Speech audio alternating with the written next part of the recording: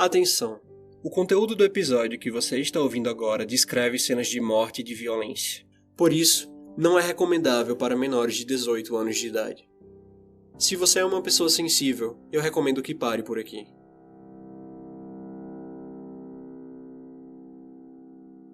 Antes de tudo, eu preciso deixar claro que não tenho a intenção de ser sensacionalista, nem de ofender ou de magoar qualquer pessoa. Igualmente, não tenho nenhuma intenção de desrespeitar a memória das vítimas. Todos os fatos, nomes e referências estão sendo narrados neste podcast com a única intenção de relatar o caso, principalmente com base em referências, como livros, processos judiciais, vídeos e matérias jornalísticas. Inclusive, quando for possível, vou apresentar as referências que usei para cada episódio. Sempre que eu falar sobre a minha opinião, vou deixar muito claro que é a minha opinião. Esse episódio contém a parte 2 da minissérie que conta a história dos canibais de Garanhuns. Se você não ouviu a parte 1, eu aconselho que você pare e ouça o episódio anterior agora. Obrigado por estar me ouvindo.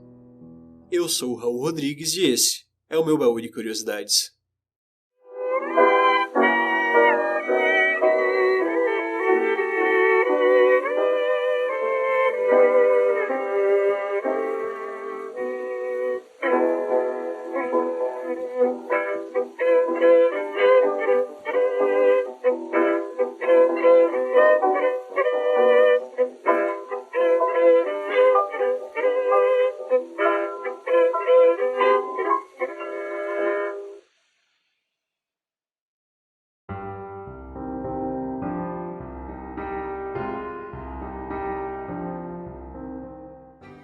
Contar a história dos canibais de Garanhuns em detalhes não é uma tarefa fácil.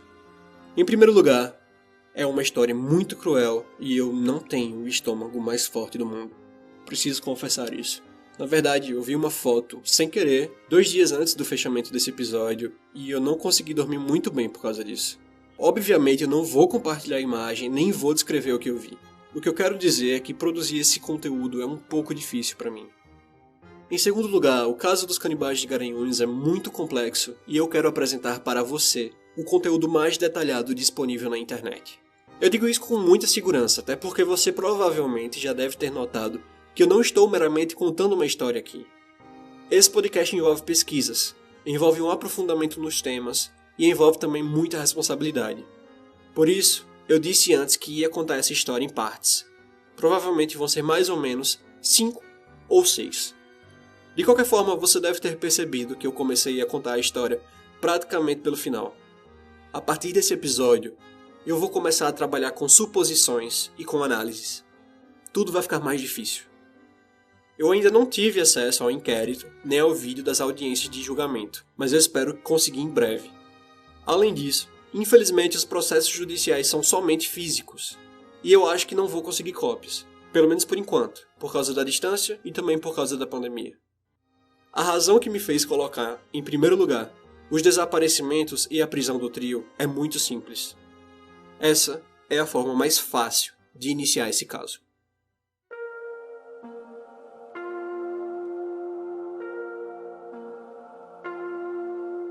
No último episódio, eu falei sobre o desaparecimento de 2 mulheres, Gisele Helena da Silva e Alexandra da Silva Falcão.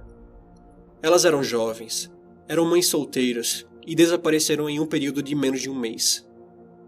Eu também falei aqui sobre como foi que a polícia chegou até um casal de suspeitos, depois que eles usaram o cartão de crédito de uma das mulheres desaparecidas em compras nas lojas do centro da cidade de Garanhuns. No dia 9 de abril de 2012, a polícia requeriu permissão judicial para entrar na residência dos suspeitos, uma casa muito simples e humilde, localizada na periferia de Garanhuns. No dia 11 de abril de 2012, a polícia invade a residência e prende 3 pessoas. Aqui eu preciso fazer uma correção. No episódio anterior, eu disse que Isabel tinha 52 anos de idade, mas eu estava errado.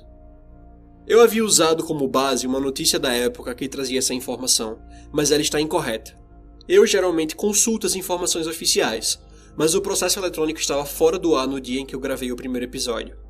Hoje eu verifiquei os dados e estou corrigindo esse erro. Eu peço perdão. Mas voltando. No dia 11 de abril de 2012, a polícia invade a residência e prende 3 pessoas. Jorge Beltrão Negromonte da Silveira, de 50 anos, Isabel Cristina Pires da Silveira, também com 50 anos, e junto com eles, outra mulher. Ela se identificou como sendo Jéssica Camila da Silva, de 22 anos de idade. Com o trio, vivia uma menina de 5 anos.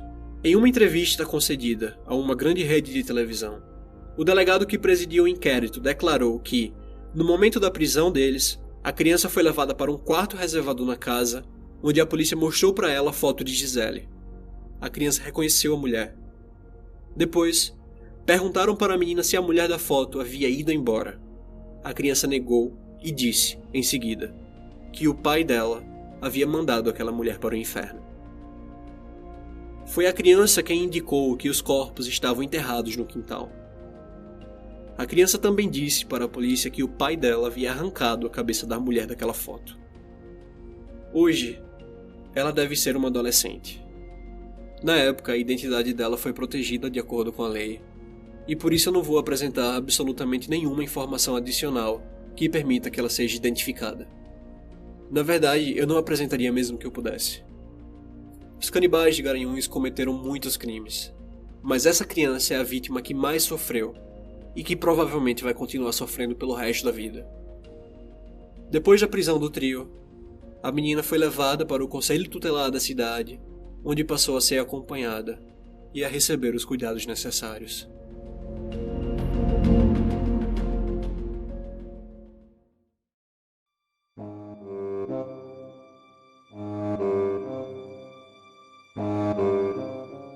Enquanto isso, já na delegacia, Isabel confessa os assassinatos no interrogatório e aponta o lugar exato onde os corpos estão enterrados. Ainda naquele dia, em 11 de abril de 2012, a polícia começa a escavar o quintal da casa. Os dois cadáveres haviam sido enterrados muito perto um do outro, mas em duas covas diferentes. Existem notícias que colocam uma ênfase no formato do buraco, que supostamente seria em forma de cruz.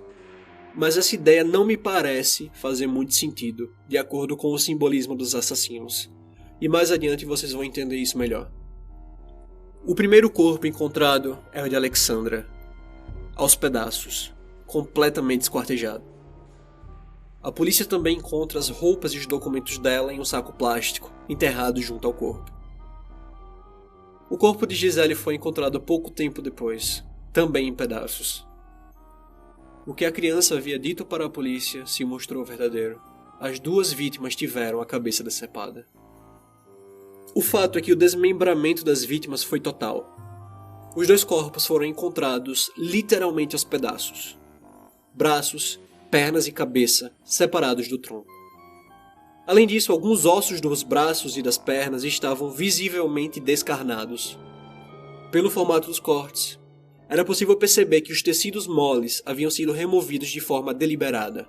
Em outras palavras, a carne havia sido removida intencionalmente de partes específicas dos corpos das vítimas.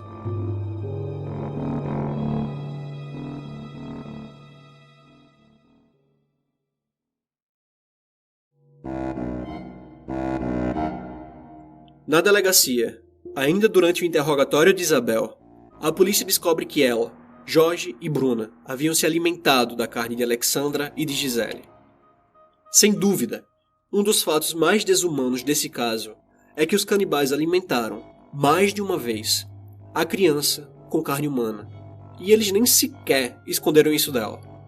A menina, que tinha 5 anos de idade, sabia que havia se alimentado das mulheres cujo assassinato ela provavelmente assistiu.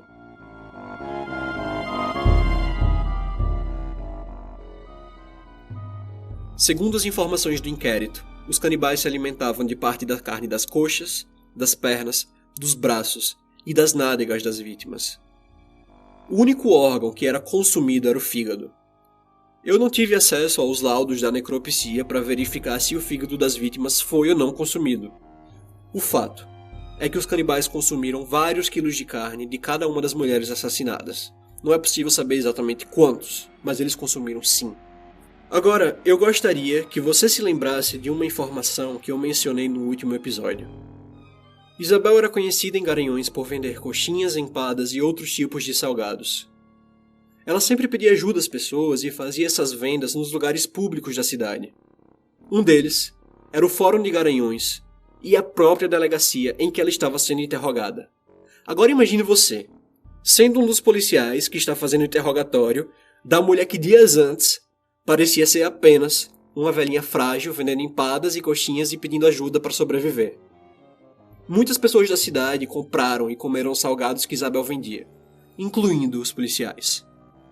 Me parece simplesmente impossível não suspeitar que carne humana tivesse sido usada no recheio das empadas e das coxinhas, principalmente no meio da loucura daquele momento em que os policiais haviam acabado de descobrir um dos crimes mais macabros da história do Brasil.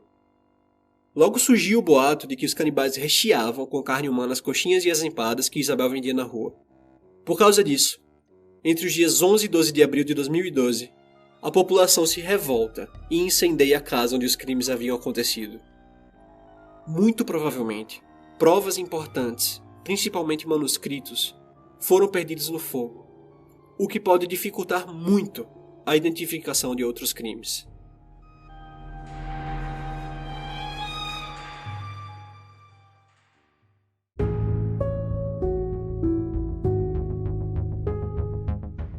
Essa questão das coxinhas e das empadas de carne humana é muito delicada e merece ter uma análise mais cuidadosa. Por isso eu vou voltar a discutir essa suposição depois, nos próximos episódios. Mas eu quero que você guarde a informação. Isabel sempre foi a parte mais fraca do triângulo.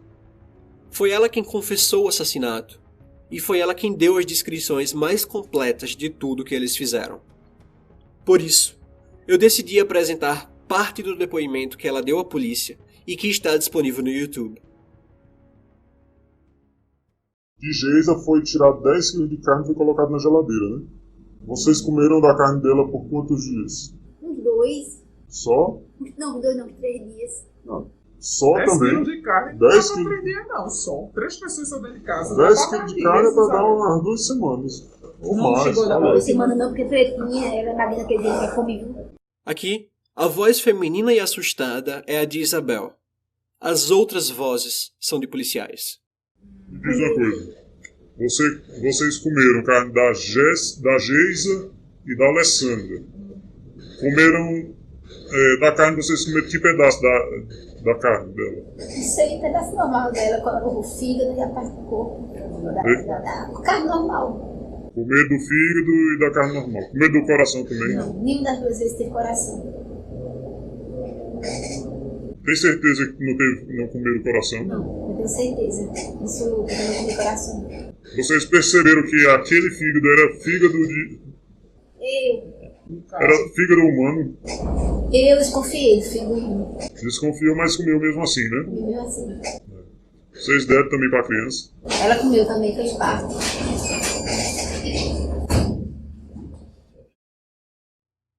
Agora, ela fala sobre a venda de salgados recheados com carne humana. Mas Jorge falou que você usava da carne para fazer empada. Aproveitou também para fazer empada. Mas isso aí foi empada pra casa. Para vocês mesmo? Era. E como é que vocês iam diferenciar a empada de vocês com a empada de vender? Não, porque eu não fazia empada, eu gosto de amendoim. Eu cheguei a usar. Mas você também vendeu empada, que eu já vi você vendendo aqui empada, eu já vi. Eu sei vender até você, eu acho.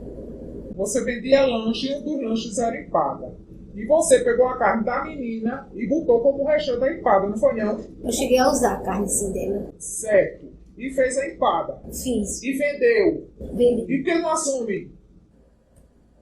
Mas eu vim amendoim. Entendeu? Sim, você vende amendoim, você vende cocada. Você vende empada. Você vende empada. E pegou a carne da menina e fez o recheio e botou pro povo comer. Agora por que não assume? A pessoa assume nos gritos. No futuro, nós vamos analisar esse áudio em conjunto com outras informações, mas eu adianto que tenho muitas dúvidas a respeito da venda de empadas e coxinhas recheadas com carne humana. Até hoje eu não tenho a concepção formada. A partir de agora, a linearidade desse caso vai se tornar uma espiral. Tudo vai ficar mais complicado, mais complexo, e nós vamos ter que andar em círculos para entender melhor essa história. O motivo? Todos os crimes dos canibais têm um grau extremo de simbolismo. Eu acredito que qualquer assassinato possui um simbolismo particular, que é parte desse tipo de violência, porque tirar a vida de alguém dessa forma é, sem dúvida nenhuma, a transgressão máxima, o último limite que separa o humano do desumano. Mas nesse caso, a situação vai mais além, e os crimes dos canibais de Garanhuns funcionam como se fosse um labirinto. Acredite, isso não é um exagero.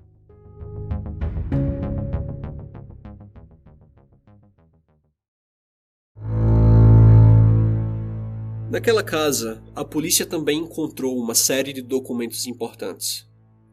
Em especial, uma série de anotações que se mostraram essenciais para a investigação, porque permitiam que a polícia pudesse entender melhor o que estava acontecendo ali. O mais importante deles é um livro, que foi escrito por Jorge Beltrão e que foi finalizado em 2012. O livro se chama Revelações de um Esquizofrênico e retrata de forma muito detalhada a vida, a trajetória e os crimes que os canibais de Garanhuns cometeram. Esse livro é uma das referências que eu utilizo na redação dos episódios e eu li o conteúdo dele integralmente. Na verdade, a primeira vez que eu fiz essa leitura foi em 2012, o ano em que os crimes foram descobertos. Não é difícil ter acesso a ele. Eu vou falar mais sobre a construção desse livro nos próximos episódios e ele também vai ser analisado, mas eu adianto que ler esse livro é perturbador. Talvez se o escritor não fosse justamente um dos canibais, o conteúdo seria bem menos impactante, porque afinal ia parecer um livro de fantasia obscura. Porém, quando nós utilizamos o texto para entender os crimes dos canibais, tudo muda. E eu tenho que confessar que eu sinto muito desconforto na leitura desse livro. Porque ele permite que você abra uma janela na mente do assassino e veja tudo através dos olhos dele. Além dele, há outros documentos encontrados na casa que foram importantes. Alguns pertenciam às duas vítimas, como por exemplo a carteira de trabalho de Alexandra e os cartões de crédito de Gisele, mas também foram encontradas 2 certidões de nascimento da criança que vivia com os canibais. Você conhece alguma criança que tenha 2 certidões de nascimento? Isso pode acontecer, mas não é comum. Em geral, as pessoas têm mais de uma certidão, porque às vezes perderam a certidão antiga, fizeram uma nova e depois acabaram encontrando a que haviam perdido, ou algo assim. Mas o problema é que as 2 certidões tinham informações diferentes. Os nomes dos pais e dos avós não eram os mesmos. A polícia, então, descobre 2 farsas. A primeira delas é que Jéssica Camila da Silva não era uma das 3 pessoas presas. Aquela mulher, na verdade, era Bruna Cristina Oliveira da Silva, e ela tinha 25 anos de idade, e não 22. A segunda é que a criança não era filha de Jorge. Ela era filha de Jéssica. Mas Jorge definitivamente não era o pai dela. De fato, Jéssica Camila da Silva teria 22 anos de idade, se estivesse viva. Se ela não tivesse sido a primeira vítima dos canibais, no ano de 2008, em Olinda, cidade a 230 quilômetros de Garanhuns, onde os canibais haviam vivido. É sobre esse assassinato que nós vamos começar falando no próximo episódio.